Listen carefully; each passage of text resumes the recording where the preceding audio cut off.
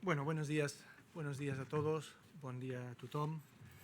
A mí me corresponde presentar esta segunda mesa que, cogiendo un poco el hilo de lo que comentaba el profesor Tomás Font, pues nos ocuparemos del principio de diferenciación, ¿no? Se ha dicho que uno de los retos del régimen local español es precisamente su uniformidad, su rigidez, ¿no? Y desde varios sectores, ¿no? Nosotros hemos tenido la ocasión, desde el anuario del gobierno local, que tienen algún ejemplar también abajo a su disposición, pues hemos defendido la necesidad de dar entrada a este principio de diferenciación para de esta manera pues poder abordar la diversidad de panoramas que existen en el ámbito local español.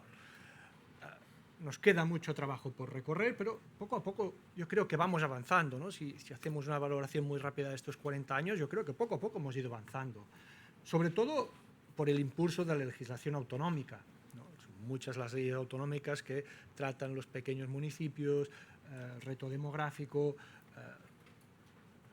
Hablábamos antes en la presentación el nuevo estatuto del municipio rural que se está elaborando en Cataluña, pero también son varias las leyes autonómicas que regulan los municipios de gran población. Y poco a poco creo que también se está avanzando en este tema en la legislación de régimen local, ¿no? Seguimos partiendo de un régimen local muy uniforme, pero hemos ido introduciendo con los años algunas muestras de este principio de diferenciación, ¿no? Primero, régimen de los municipios de gran población, más recientemente en el año 2023 la reforma del artículo 25 de la Ley de Bases, y por esto pues habíamos pensado que centrar esta mesa en estos temas pues podía ser de interés. Y para ello pues contamos con dos grandes expertos en el ámbito local que nos permitirán profundizar un poquito más en este principio de diferenciación, como decíamos, en un doble ámbito. En primer lugar, un ámbito más estructural y después un estudio más de esta diversidad, de esta diferenciación desde el punto de vista competencial. Como decía, y no me alargo más, contamos con dos ponentes de lujo.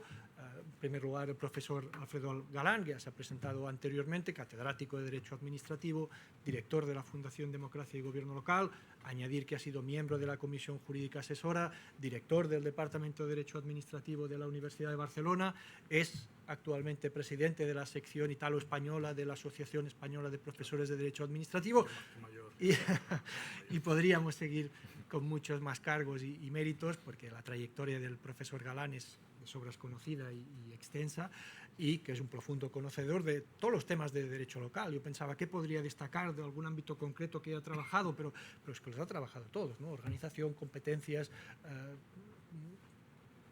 potestad normativa, sí. ¿No? Por tanto, son muchos los ámbitos que ha ocupado el profesor Galán en esta materia. Y por otro lado, el profesor Gustavo Manuel Díaz, al que agradecemos su asistencia en esta jornada. El profesor Manuel Díaz es doctor en Derecho Administrativo por la Universidad de Bolonia y Oviedo, es actualmente profesor de Derecho Administrativo en la Universidad de Oviedo, ha sido también vocal asesor de la Secretaría de Estado de Relaciones con las Cortes y Asuntos Constitucionales del Ministerio de la Presidencia, es un profundo conocedor del ámbito local, sus líneas de investigación han tratado muchos temas, la europeización del derecho público, el sistema de fuentes, derecho local y, más recientemente, si no me equivoco, también la digitalización de la administración pública, donde podemos encontrar un libro que recomiendo a todo el mundo, editado por la Fundación Democracia y Gobierno Local, sobre blockchain y gobiernos locales, ¿no? Pues no me alargo más, cedo la palabra en primer lugar al profesor Alfredo Galán para analizar el principio de diferenciación desde el punto de vista estructural. Habíamos previsto intervenciones de media horita, vamos un poquito mal de tiempo, que no podemos achacar al apagón de ayer, por tanto pediría pues intervenciones un poquito más limitadas, pero en cualquier caso le cedo la palabra. Muchas gracias, Mar, es un placer, aunque hoy puede ser que me haga, puede ser, no, seguro que me haré pesado en los diferentes roles, pero para mí es una gran satisfacción poder intervenir y hablaros ya no desde un punto de vista institucional, sino desde un punto de vista académico. Es decir, si yo soy muchas cosas, todas se reducen en el fondo a docente, a profesor de universidad, ¿no? El encargo de hoy es hacer algunas reflexiones sobre el principio de diferenciación desde un punto de vista estructural. Esto podría tener diferentes proyecciones, diferentes dimensiones. se puede abordar con enfoques múltiples. Yo he escogido uno porque creo que es de interés y porque es un tema que de manera poliédrica he ido tratando en estos últimos años, viendo que no tiene una solución adecuada en nuestro ordenamiento, y es la constatación de la existencia de determinados tipos de entidades públicas territoriales que no tienen un buen encaje en nuestro modelo constitucional de organización territorial. Me explicaré y luego creo que se entenderá mejor. Y veremos que la respuesta a los problemas que se plantean vienen necesariamente de la potenciación del principio de diferenciación, ¿no? El modelo constitucional de organización territorial del poder público, artículo 2 y título 8 de la Constitución, es la opción por un Estado territorialmente descentralizado. Es decir, la Constitución tomó una elección y es repartir el poder político, el poder público, si quieren, desde un punto de vista territorial. Eso ha dado lugar, en nuestra concepción clásica, a la distribución del poder público en 3 niveles territoriales de gobierno. Esto ya es un clásico. El nivel central o estatal, el nivel intermedio o regional, el autonómico y el nivel local. La necesidad constitucional de la existencia de esos 3 niveles territoriales de gobierno, se dice, queda anclada, se justifica, en el propio artículo 137 de la Constitución. El artículo 137, os lo recuerdo, dice que el Estado se organiza territorialmente en municipios, provincias y en las comunidades que se constituyan, ¿no? Tenemos el Estado, sería en teoría el nivel central, las comunidades autónomas que se han constituido el nivel intermedio regional, municipios y provincias el nivel local. No obstante, a esta redacción del artículo 137 debemos hacer al menos 2 observaciones, obvias cuando se dicen, pero que a veces no se es consciente. La primera es que en el artículo 137 de la Constitución no aparecen mencionados todos los tipos de entidad local, ni siquiera todos los tipos de entidad local constitucionalmente necesarios. Por ejemplo, no aparece la isla. Conclusión, en la práctica existe una galaxia, no de entidades locales, sino de tipos de entidades locales que no están constitucionalmente garantizadas y que es decisión estatutaria y o del legislador competente. La segunda observación.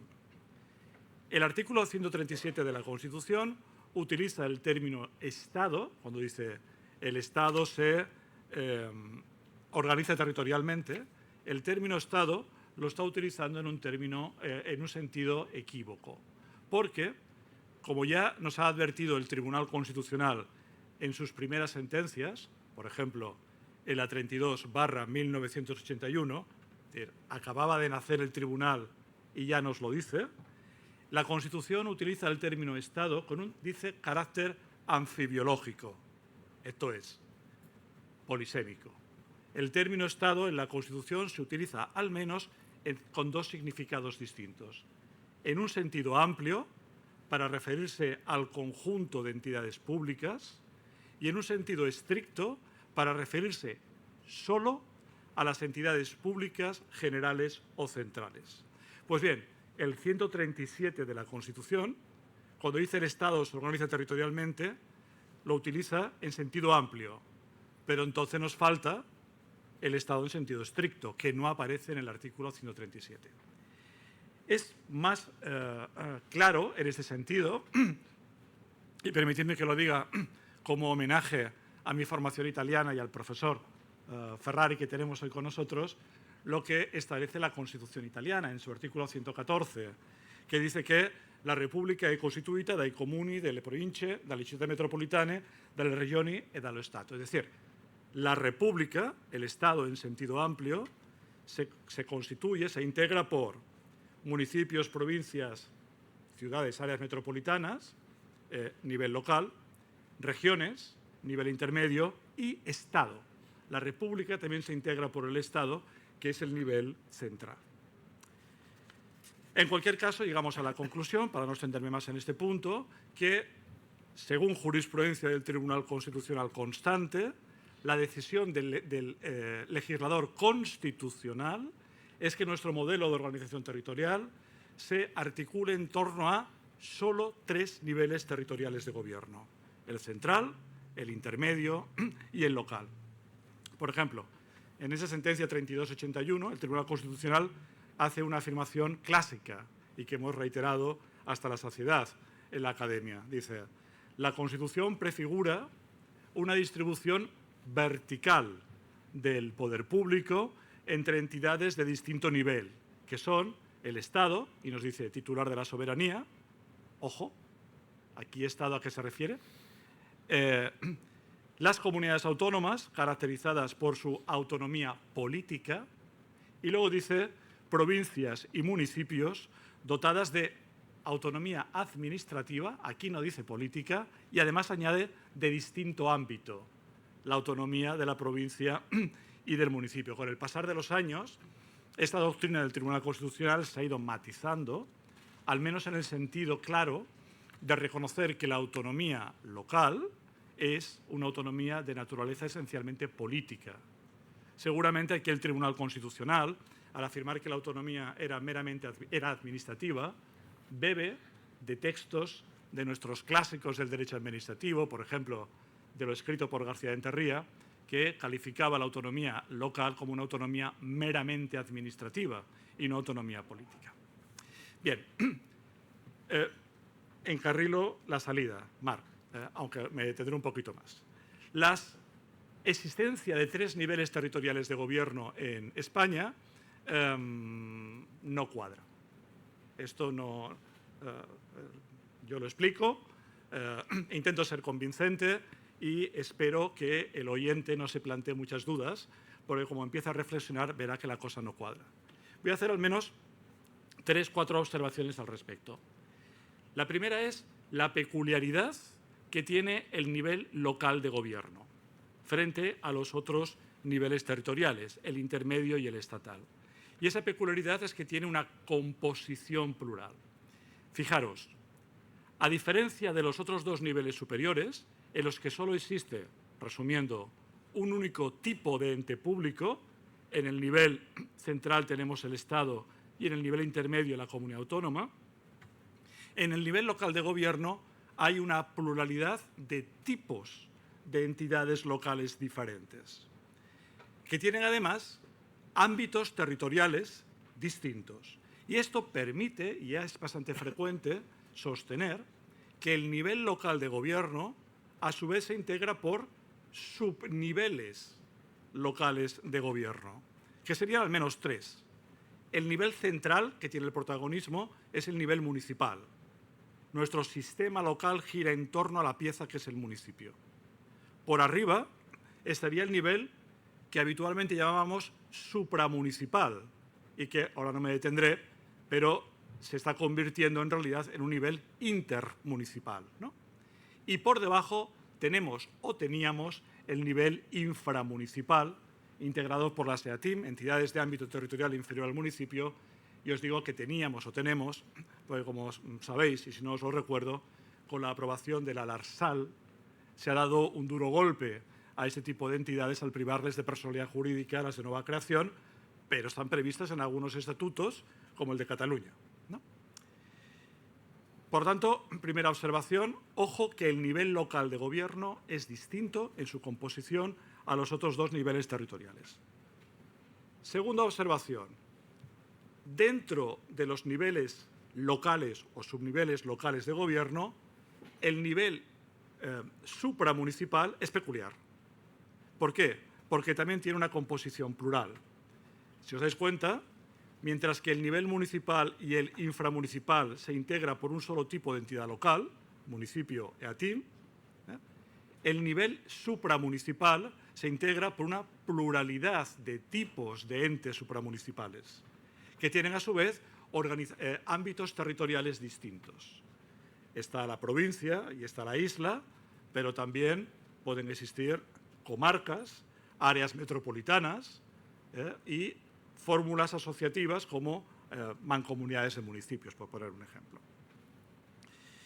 De la mano de esta pluralidad en el mapa supramunicipal se deriva la introducción de una gran diversidad en el mapa local.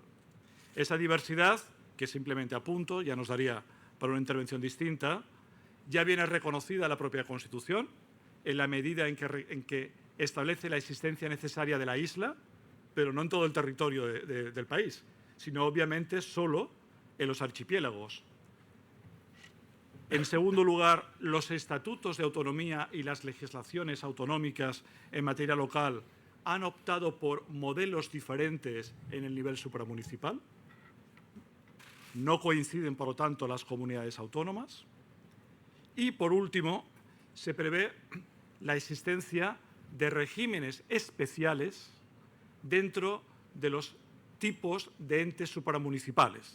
Es decir, por si fuera poco, con la multitud de entes supramunicipales que son distintos en el territorio, resulta que en relación con cada tipo de ente supramunicipal pueden haber regímenes especiales. Por ejemplo, en el caso de la isla Consell Insular en Baleares, tenemos el caso espectacular de Formentera, que es un municipio-isla o una isla-municipio, no sé muy bien cómo hay que verlo, y que tiene un régimen especial muy distinto al del resto de Consells Insulars Baleares. O en el caso de la provincia, con la existencia de regímenes especiales que, más allá de la galaxia vasca, ¿no?, de los territorios históricos, tenemos las comunidades uniprovinciales, donde también se produce un hecho milagroso en el que el tipo de entidad local, en teoría, sobrevive sin existencia de la instancia de gobierno, puesto que todas las funciones se atribuyen a la comunidad autónoma. Aquí, abro paréntesis, nos estamos planteando desde la Fundación, y creo que es muy interesante, hacer un estudio comparativo sobre cómo se ejercitan las competencias clásicas de la provincia cuando se hace desde una instancia de gobierno local, la Diputación, a cuando se hace desde la instancia de gobierno autonómica. Todo apunta, pero habrá que comprobarlo con datos empíricos, que hay diferencias relevantes y creo no a favor del nivel de gobierno autonómico. Por último, también en el caso de las diputaciones provinciales de régimen común, parece necesario iniciar una reflexión en la introducción de elementos de diversidad, puesto que las diputaciones son muy distintas en todo el territorio.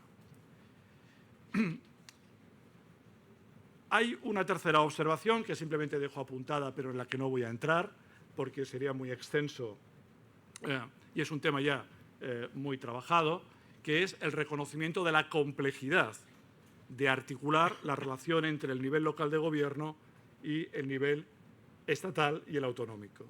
Esto es, responder a una pregunta que es clave, y es, ¿los entes locales qué son en el conjunto del modelo de gobierno de España?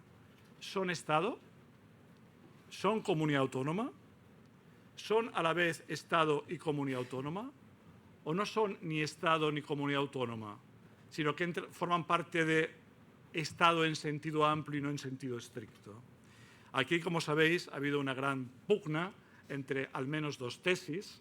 La tesis que podríamos titular de la sustantividad propia o de las tres patas, que defiende que los entes locales no forman parte ni del Estado en sentido estricto ni de la comunidad autónoma, sino que es un pilar distinto. El Estado en sentido amplio es un taburete que se apoya sobre tres patas. Y frente a ello, frente a esa tesis, se erigió la tesis de la interiorización autonómica de lo local, o tesis de las dos patas, siguiendo el modelo propio de Estados federales, tesis en la que se sostiene que lo local es una cuestión intraautonómica y que, por lo tanto, el Estado en sentido amplio se apoya solo sobre dos pilares, dos columnas, dos patas, el Estado en sentido estricto y la comunidad autónoma, que en su seno, con un modelo de muñecas rusas, incluye al mundo local.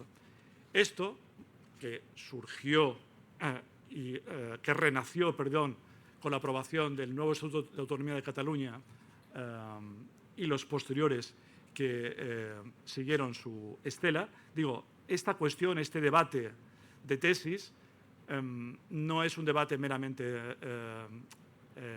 estéril, tiene repercusiones prácticas muy importantes. Simplemente menciono que seguro lo tiene desde el punto de vista de las relaciones interadministrativas, es decir, con quién debe relacionarse el ente local, el gobierno local. Puede relacionarse por igual y libremente con el Estado en sentido estricto y con la comunidad autónoma, o debe hacerlo solo y preferencialmente con la comunidad autónoma. De manera que la relación entre el Estado y el gobierno local requiere siempre la mediación de su comunidad autónoma. Pensad, por ejemplo, cuando el Estado quiere atribuir competencias, quiere otorgar subvenciones o quiere ejercitar controles sobre los gobiernos locales. Y también tiene una gran repercusión a la hora de decidir quién tiene la competencia legislativa y de ejecución de la legislación sobre los gobiernos locales. ¿Es una competencia compartida, Estado-Comunidad Autónoma, o es una competencia exclusiva de la Comunidad Autónoma? No se os escapa que aquí el Tribunal Constitucional mantuvo y mantiene, con alguna modulación, pero mantiene la tesis del carácter bifronte, es decir, la existencia de una competencia compartida, Estado-Comunidad Autónoma, siempre a expensas de lo que diga, claro, cada estatuto de autonomía. Y última observación, con la que terminaré, Marc, y es el punto de llegada al que quería arribar, ¿no? Existen, y este es un dato objetivo inexorable, es palpable que es así, existen en nuestro ordenamiento entidades públicas territoriales que no tienen un encaje claro en ninguno de los tres niveles territoriales de gobierno porque están a caballo entre dos. Son frontera. En este sentido, permitidme que utilice la expresión, que es poco rigurosa, pero yo creo que es clara, de que son entes de naturaleza mixta o híbrida. Son entidades que habitualmente colocaríamos en el nivel local de gobierno, pero que el ordenamiento le ha atribuido responsabilidades que son propias del nivel autonómico y a veces incluso del nivel estatal, ¿no? Por lo tanto, se encuentran ese tipo de entidades con una cierta bipolaridad, porque tienen responsabilidades propias de los gobiernos locales, pero también responsabilidades propias de los niveles de gobierno territorialmente superiores. ¿Cuáles son estos casos? Pues es el caso de los Consells Insulars en Baleares. Miraros, si queréis, el artículo 61 del Estatuto de Autonomía de las Illes Balears, en el que dice expresamente los consejos insulares son instituciones de gobierno de cada una de las islas, pero también son instituciones de la comunidad autónoma. En segundo lugar, los cabildos insulares en el caso de Canarias. Su artículo 2 dice que los cabildos son simultáneamente instituciones de la comunidad autónoma y órganos de gobierno, administración y representación de cada isla, doble proyección. Es el caso en Cataluña muy significativo de Aran, que el Estatuto de Autonomía de Cataluña en el artículo 11 lo define como una entidad territorial singular que no puede pertenecer a ninguna demarcación territorial que no sea ella misma. Ahí es nada, ¿no?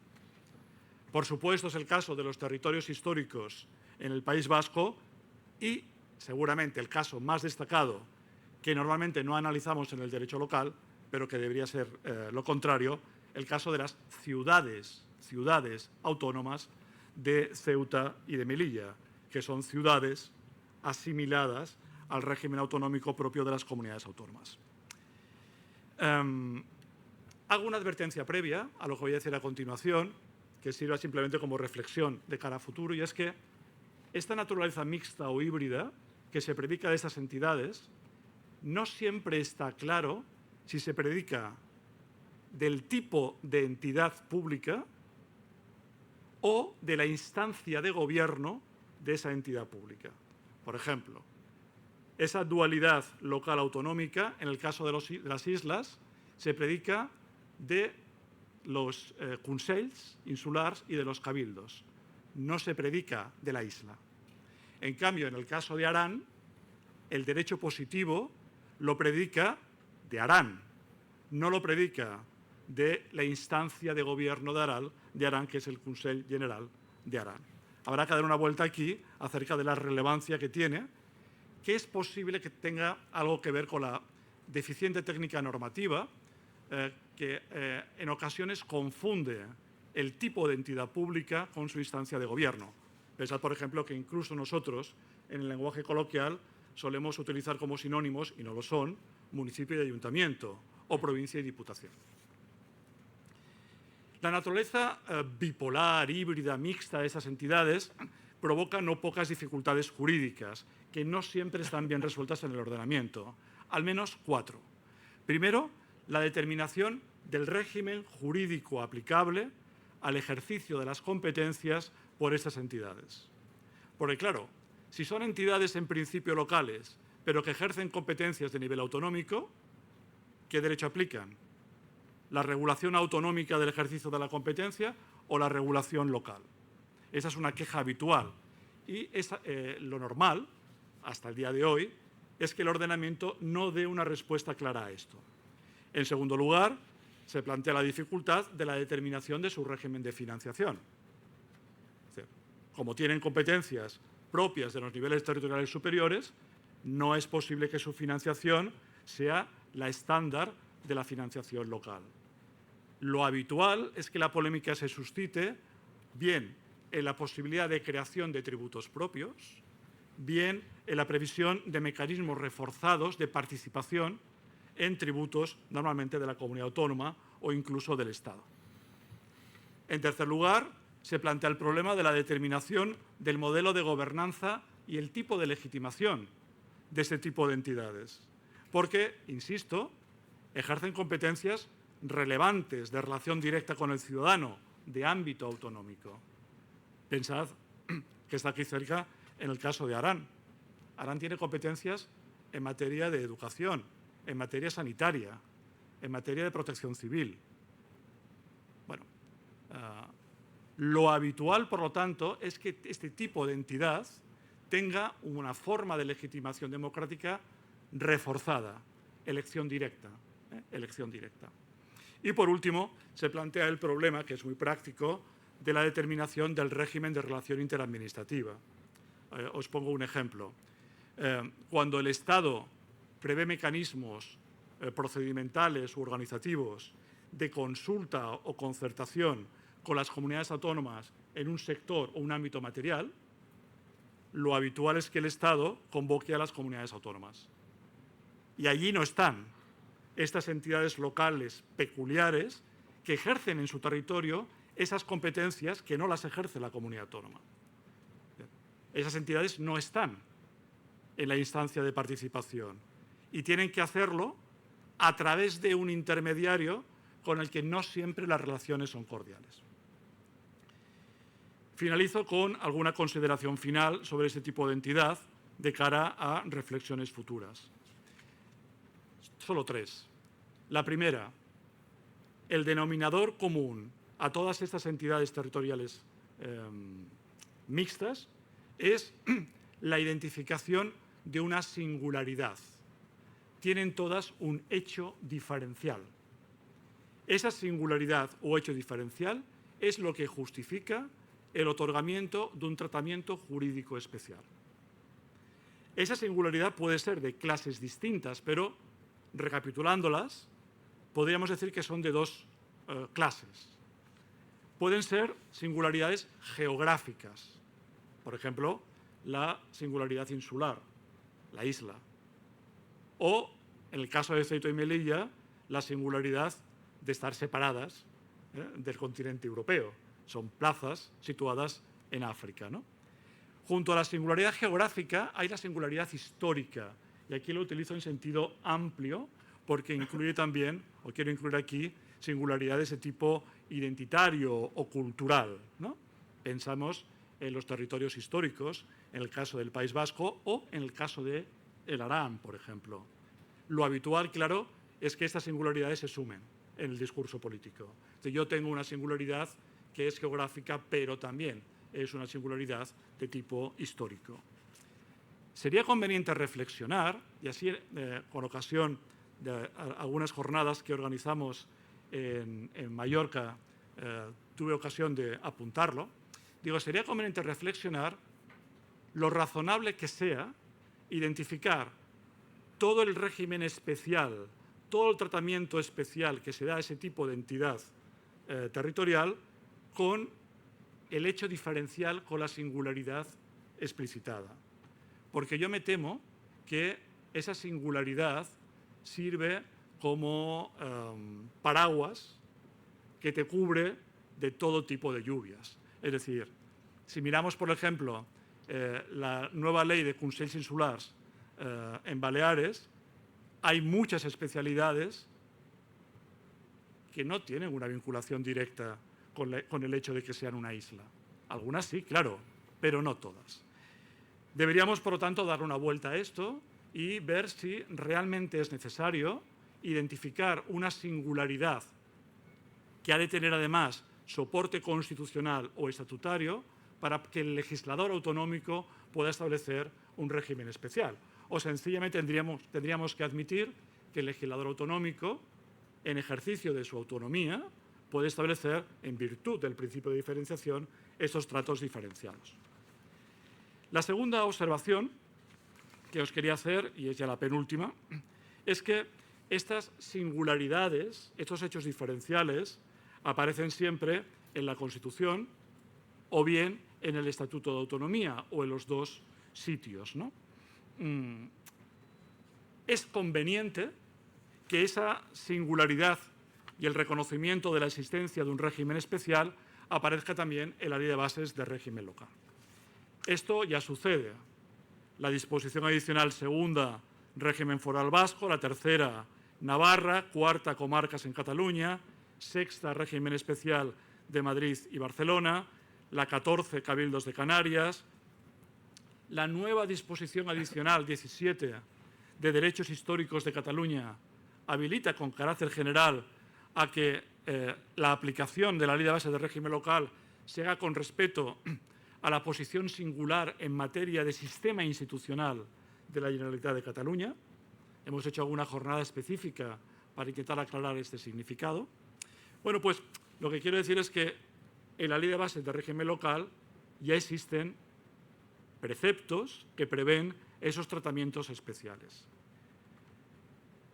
La preocupación del caso de Ceuta y Melilla sería peculiar, pero sin duda de los Consells Insulars en Baleares, de los cabildos y de Arán, es el reforzamiento del reconocimiento de su régimen especial en la Ley de Bases de Régimen Local. En realidad quieren tener reconocimiento en la Ley Autonómica de Régimen Local, pero también en la Ley de Bases. ¿Por qué? Simplemente identificó el problema práctico. Lo que quieren es evitar la aplicación preferente de la Ley de Bases de Régimen Local frente a las normas que integran su régimen especial. Y en las normas que integran su régimen especial se incluye no solamente la ley especial autonómica que les sea de aplicación, sino también la normativa propia aprobada en virtud de su autonomía por esa entidad territorial.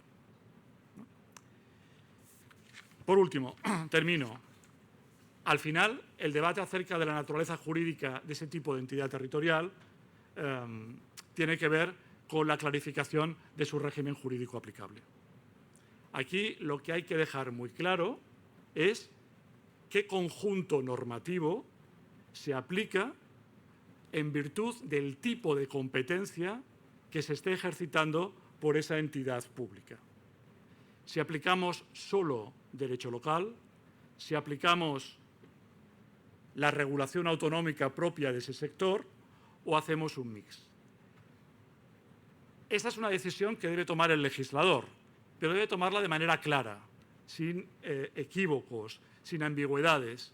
¿Por qué? Porque, y esta es una queja también que vienen de ese tipo de entidades, las inercias y el tipo de perfil de los empleados públicos tradicionales de ese tipo de entidades tienen una querencia hacia la aplicación del derecho local.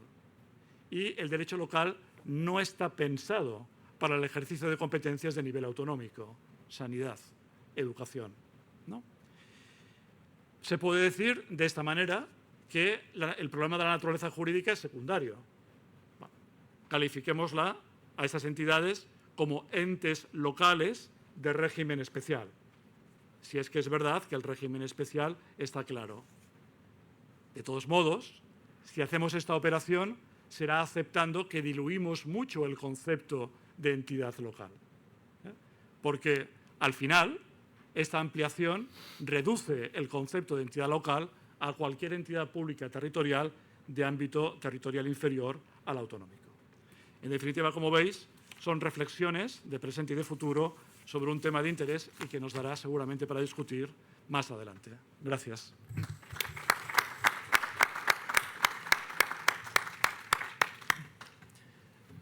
Muchas gracias, Alfredo, por esta intervención tan interesante que partiendo de un marco conocido, como es el marco constitucional, nos hace ver la complejidad de estructuras que existen en nuestro ordenamiento y sobre todo, lo que a mí me plantea es la dificultad de definir qué es lo local. ¿Qué define lo local? Las funciones, las competencias, la organización. Bueno, esto puede ser un tema que podemos plantear posteriormente. Para no alargarnos y agradecerte que te hayas ceñido al tiempo disponible, pues cedo la palabra al profesor Gustavo Manuel Díaz para que nos hable también del principio de diferenciación en el ámbito competencial. Tienes la palabra, Gustavo. Muchas gracias, Marc. Bien, no quiero agravar en modo alguno la situación de retraso que tenemos, pero sí me gustaría comenzar, lógicamente, expresando mi agradecimiento, en primer lugar, al consorcio de la Universidad Internacional Menéndez Pelayo, el Centro Ernest Lluch, a la Fundación Democracia y Gobierno Local, especialmente en la persona de su director, el profesor Alfredo Galán, y muy especialmente también al profesor Tomás Font por la invitación a participar una vez más en este curso, en esta jornada, dado que también el año pasado, sobre un tema bien diferente, estuve aquí acompañándoos. Y, por supuesto, también muchas gracias, Marc, por la presentación tan cariñosa y, en fin, generosa por tu parte. Con respecto a mi ponencia, he de comenzar también partiendo de una doble advertencia o puntualización, si se quiere. En primer lugar, por lo que se refiere a la delimitación del tema, puesto que, aunque se lleva el título, la rúbrica de diferenciación desde la perspectiva competencial en materia de régimen local, me voy a referir específicamente o a centrar específicamente en la diferenciación de las competencias municipales con la excusa del estudio del nuevo o ya no tan nuevo artículo 25.6 de la Ley de Bases que se incorporó, como ya se ha mencionado, por decreto ley en diciembre del año 2023.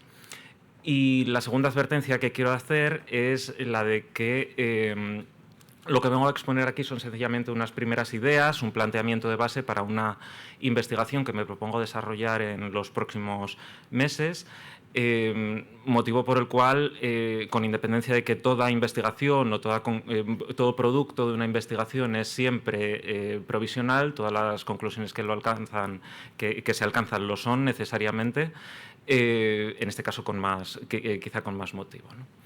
La ponencia va a girar en torno a dos aspectos centrales. Voy a partir de una serie de reflexiones sobre el tratamiento tradicional del principio de diferenciación en el régimen local en general y específicamente desde la perspectiva de las competencias de los municipios, y después me voy a centrar en el análisis de este, como decía, ya no tan nuevo artículo 25.6 de la Ley de Bases.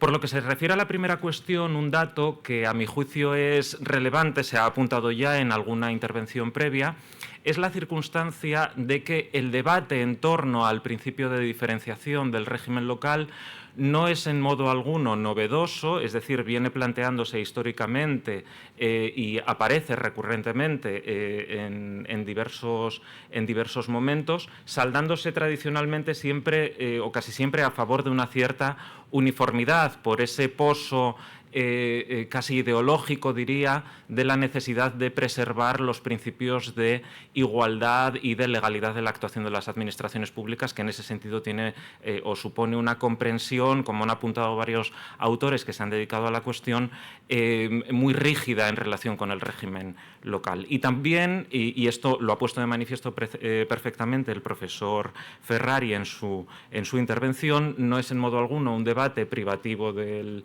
Estado español, puesto que también se viene planteando en numerosos contextos geográficos.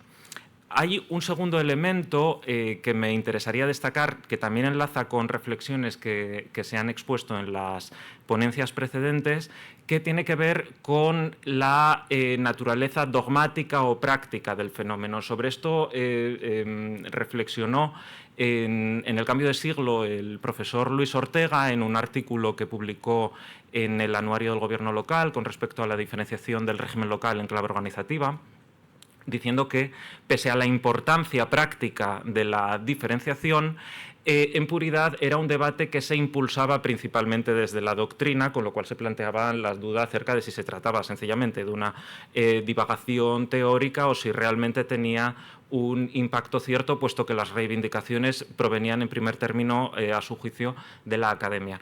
Yo creo que es evidente que la dimensión práctica de la cuestión, y permítanme, si se quiere, en un contexto en el que la universidad pierde importancia socialmente por razón de su consideración por parte de la población, esto nos permite reivindicar justamente nuestro papel a la hora de aportar criterios de mejora de los marcos normativos. Hay una tercera cuestión en relación, insisto, con el tratamiento tradicional del principio de diferenciación del régimen local, que es el empleo, tanto a nivel legal como a nivel doctrinal, de una pluralidad de variables o de criterios de diferenciación. El más evidente ha sido desde siempre el dato poblacional, que es el que inspira regulaciones como la de los servicios municipales obligatorios en la Ley de Bases de Régimen Local, en su artículo 26. Desde una perspectiva más amplia, el de la dimensión de los municipios, y así puede citarse el título 10º de la Ley de Bases de Régimen Local, que aunque incorpora un régimen que se denomina de municipios de gran población, lo cierto es que su ámbito de aplicación no atiende exclusivamente al dato poblacional, sino también a otros elementos. También hay aportaciones más novedosas en este sentido, como por ejemplo la cuestión de los municipios en riesgo de despoblación, que también integraban una propuesta de articulación de un régimen especial en la Ley de Bases de Régimen Local junto a los municipios de menor población, que aún no ha prosperado a nivel normativo. Hay también elementos de diferenciación basados en el carácter urbano o rural de los municipios. En este sentido, se puede citar una propuesta proveniente de la doctrina del profesor Francisco Velasco en el Anuario de Derecho Municipal del año 2019, que ya atendería no tanto a la dimensión cuanto al entorno en el que se ubican las respectivas poblaciones.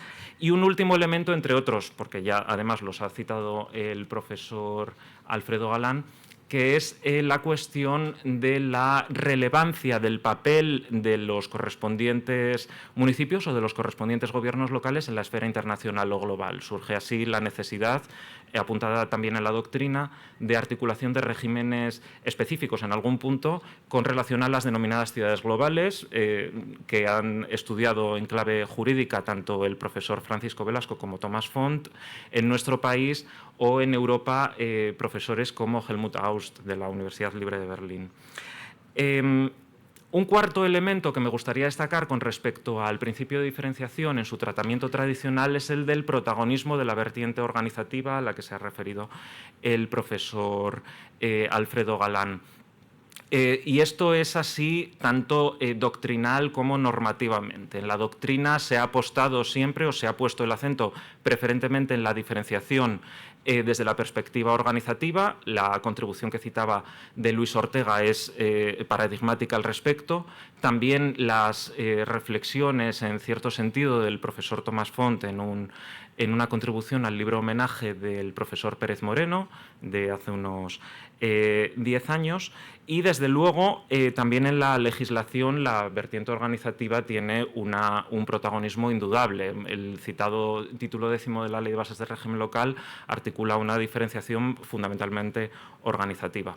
Ello no obstante, también es posible identificar una traducción de la diferenciación en otros contextos. El de la financiación es el más gráfico. En el texto refundido de la Ley de Haciendas Locales, con el umbral de los 75.000 habitantes, se articulan mecanismos diferenciados de financiación, criticados por basarse exclusivamente en ese dato.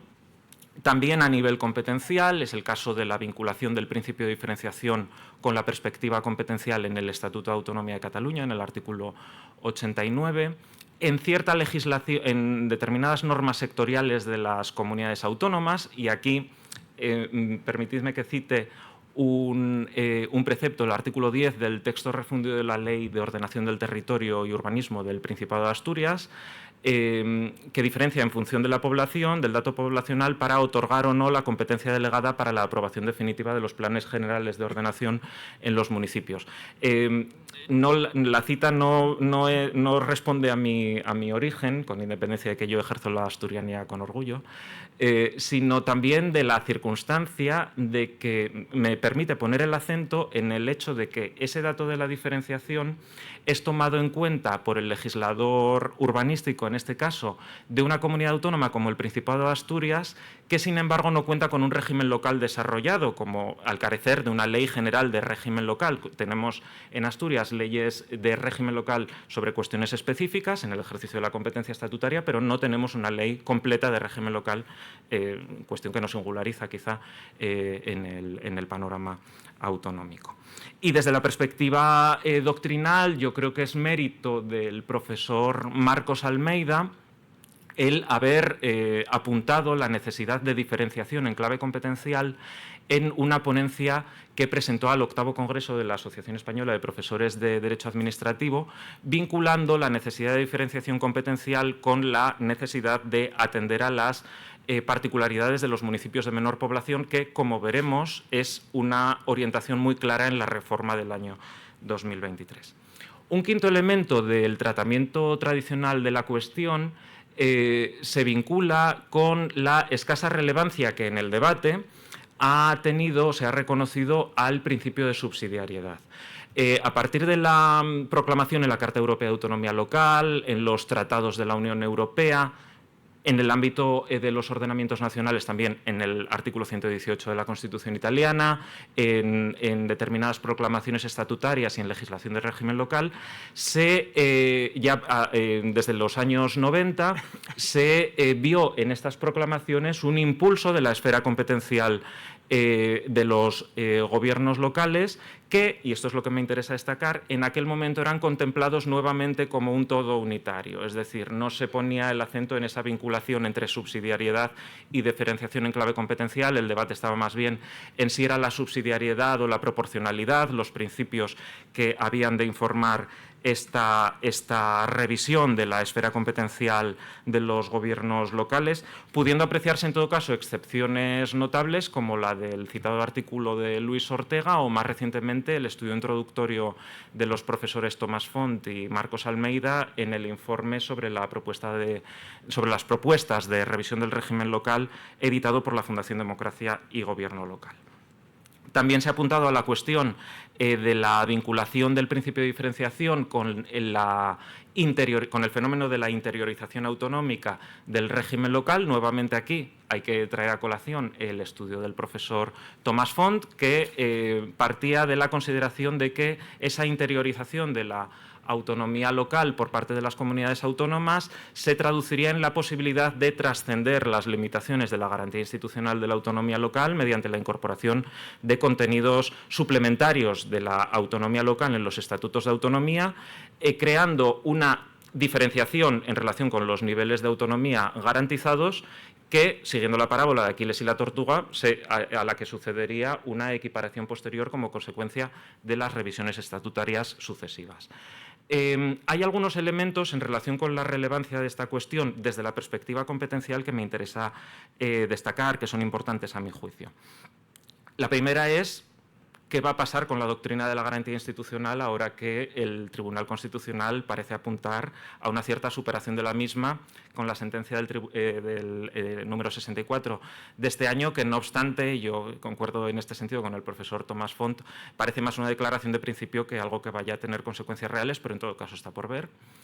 Un segundo elemento, que es el de que, al menos en ordenamientos extranjeros, cito el caso alemán, esa posible diferenciación de niveles de autonomía local no se ha dado porque como ha señalado antes el profesor Ferrari, en Alemania no hay un régimen bifronte local, la competencia local es exclusiva de los Estados federados, la ley fundamental de Bonn, de toda la federación, tiene una cláusula de autonomía local y las constituciones de los Estados federados poseen proclamaciones o incorporan proclamaciones de la autonomía local, en algunos casos divergentes en sus formulaciones. Pero, no obstante, la interpretación que de esas cláusulas han hecho los tribunales constitucionales de cada Estado federado han tendido a converger con la interpretación que hace el Tribunal Constitucional Federal del artículo 28.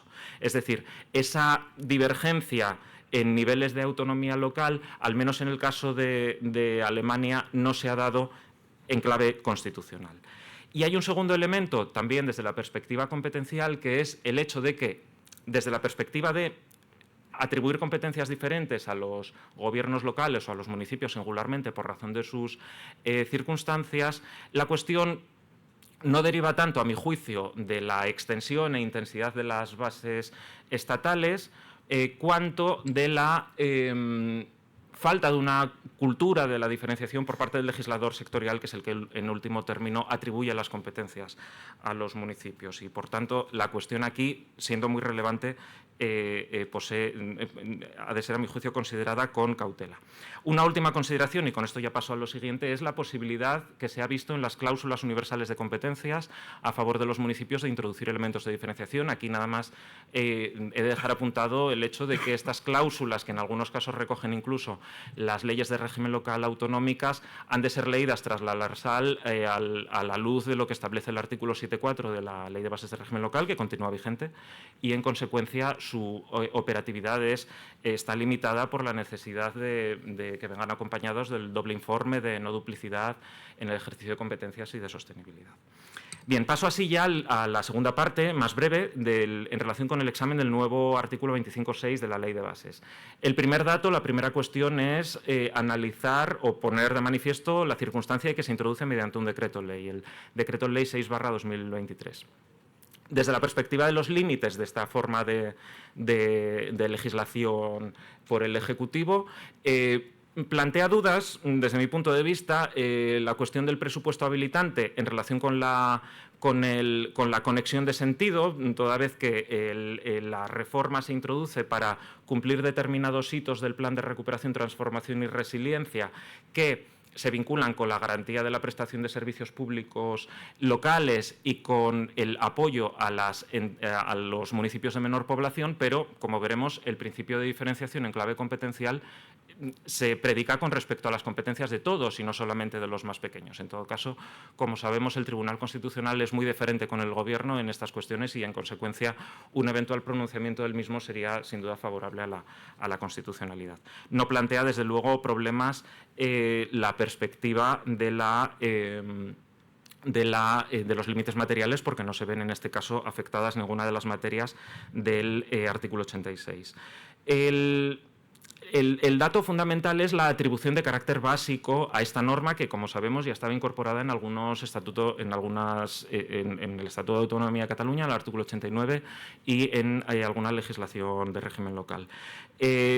A mi juicio, esta atribución de carácter básico tampoco es problemática, no solo por el carácter contingente de las bases y la amplia extensión que reconoce el Tribunal Constitucional a la competencia estatal en la materia, sino también porque la norma es, ante todo, un principio y, como tal, encaja perfectamente en la noción de bases. Y aquí se da, utilizando la paradoja que apuntaba el profesor Tomás Font en su estudio, se da una paradoja con respecto a esa parábola de Aquiles y la tortuga, puesto que si hemos asistido efectivamente a la proclamación, en primer término, en la legislación autonómica del principio de diferenciación en clave competencial, y posteriormente asistimos a una homogeneización por razón de su incorporación con carácter básico, paradójicamente esa uniformidad se traduce en mayor diferenciación, porque se impone este deber de tomar en consideración el principio de diferenciación a la hora de atribuir competencias a los municipios. Por lo que se refiere al análisis sustantivo de la norma, comporta, en primer término, es evidente, se deduce de lo que todos sabemos, la asimilación de una perspectiva o de una variable vinculada con la heteronormatividad o heterorregulación como vía para la diferenciación. Es decir, la diferenciación se descansa sobre la atribución de competencias por parte del legislador sectorial y quedan inexploradas en este ámbito alternativas como las propuestas por el profesor Francisco Velasco en su artículo del Anuario de Derecho Municipal en relación con la posibilidad de que sea sobre la base del ejercicio de la propia autonomía cómo se alcance esa diferenciación articulándose, por ejemplo, normas materiales que sean susceptibles de desplazamiento por ordenanza municipal o regímenes diferenciados a los que los municipios, en función de su capacidad de gestión, se puedan adherir voluntariamente, lógicamente sin perjuicio de que estas vías siempre quedan abiertas para el legislador sectorial. El alcance de la disposición, como decía, es general, es decir, con independencia de que se vincule a la cuestión de los municipios de menor población, ha de ser considerada esta diferenciación en relación con todos, con todo el nivel municipal de gobierno y, lógicamente, se plantea, una vez más, en relación con la atribución de competencias propias específicas al amparo del 25 de la Ley de Bases. Es importante señalar también, a mi juicio, la escasa o limitada vinculatoriedad de la nueva norma, puesto que lo que el artículo 25.6 establece es necesariamente que el legislador sectorial tiene que valorar la oportunidad de diferenciación en la atribución de competencias municipales, dejando constancia de la ponderación en el propio instrumento normativo o en la memoria justificativa que lo acompañe, lo que da pie o entrada a cumplimientos rituales o meramente formales de la obligación que impone la norma básica, y se plantea, a mi juicio no, pero desde luego se ha planteado ya expresamente, un riesgo de desigualdad en los niveles competenciales municipales. Así lo ha destacado en un post del blog Acento Local de la Fundación Democracia y Gobierno Local, Burkau, un funcionario nacional habilitado de la administración local. Desde mi punto de vista, el riesgo de desigualdad no existe en cuanto tal, o mejor dicho, la desigualdad que nos ha de preocupar, de hecho él mismo ya lo apunta, es la que puede existir en relación con la adecuada prestación de los servicios y ejercicio de las competencias por parte de las entidades locales desde la perspectiva ciudadana y, en consecuencia, este principio de diferenciación, donde podrá plantear problemas, será en relación con la razonabilidad de la ponderación en cada caso desarrollada por el legislador sectorial. Dos ideas y concluyo. El nuevo artículo 25.6 no entra en contradicción, a mi juicio, con el artículo 9 de la Ley de Bases de Régimen Local, que es un precepto un tanto olvidado, de contenido además problemático y discutible, que establece la prohibición de articulación de regímenes jurídicos singulares por parte del legislador autonómico de desarrollo de la Ley de Bases de Régimen Local. ¿Por qué no entra en contradicción? Porque mientras que el 25.6 vincula al legislador sectorial, el 9 no vincula a este legislador sectorial, sino al legislador de desarrollo del régimen local, es decir, a la legislación de régimen local, y además establece, sin perjuicio de la posibilidad de articular regímenes jurídicos especiales. Y en este punto, y ya concluyo, el nuevo artículo 25.6 pone de manifiesto una vez más la importancia que cobra el perfeccionamiento de los mecanismos de participación local en la elaboración de normas, tanto estatales como autonómicas, que inciden sobre el estatuto jurídico de los gobiernos locales, que es una cuestión sobre la que viene insistiendo la doctrina desde hace cierto tiempo. Puede citarse en este sentido el libro, que es fundamental, del profesor Luis Medina Alcoz, así como más recientemente un artículo del profesor Guillermo Villar en el Anuario de Gobierno Local, o la contribución de Marc Vilalta, precisamente, en el citado informe que coordinaban los profesores Tomás Font y Marcos Almeida sobre las propuestas de reforma del régimen local. Esto es todo por mi parte. Muchas gracias por su atención.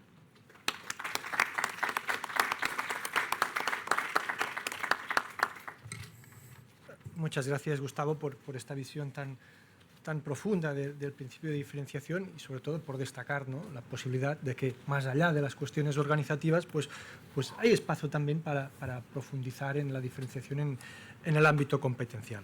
Veremos cómo queda este nuevo precepto, artículo 25.6 de la Ley de Bases del Régimen Local, si queda en un ámbito meramente formal, que se cumpla un trámite, o sirve para avanzar en estas cuestiones. Aunque estamos ya fuera del horario previsto. No quería dejar pasar tampoco la posibilidad de abrir un turno de palabras breves para que cualquiera de los asistentes pues, pueda plantear dudas, comentarios, preguntas. Joan. Te da el micrófono.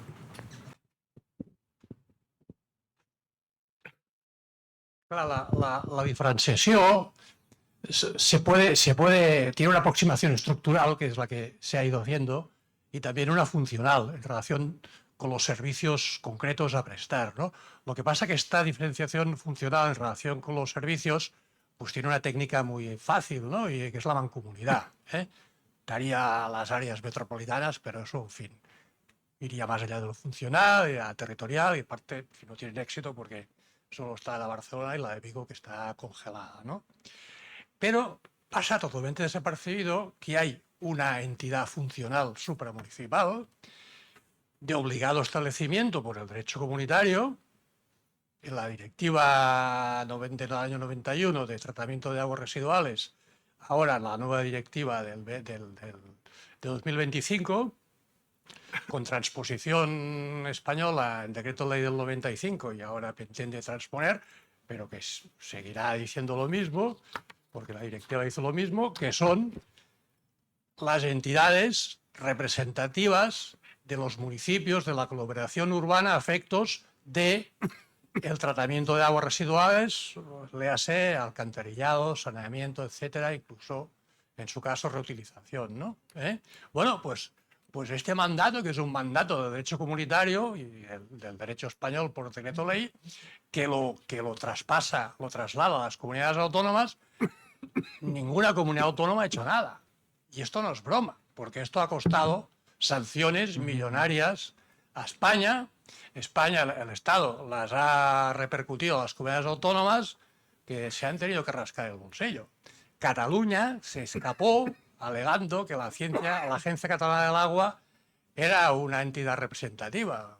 No es verdad, pero bueno, si no nevero ben trovato, y mira, pues si nos hemos ahorrado unos dinerillos, bien. No, pero yo me refiero que es que este tipo de, esta entidad local representativa de la aglomeración urbana es imprescindible incluirla en la legislación autonómica.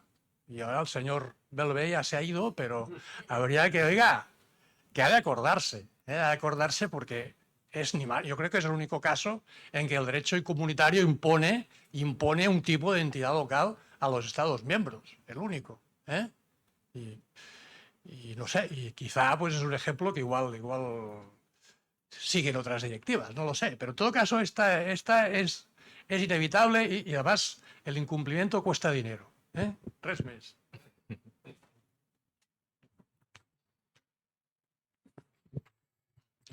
Gracias, Joan, muy interesante. Nada que añadir. Frente al experto en materia de aguas, simplemente lo que te diría es una invitación para que esta reflexión la recojas por escrito y la publiques en el blog Acento Local de la Fundación y se la hacemos llegar al director general.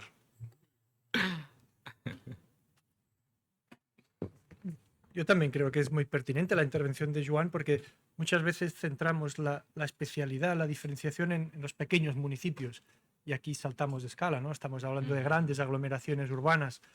Quizá tenemos que preguntarnos por qué las áreas metropolitanas no funcionan, por qué el régimen de municipios de gran población tampoco no termina de ser útil y en cambio desde Europa, nos contaba el profesor Ferrari también, pues las experiencias son las contrarias, ¿no? de potenciación de estas estructuras supramunicipales de gobierno de ámbito metropolitano, ¿no? Quizá también algún día deberíamos reflexionar sobre esto.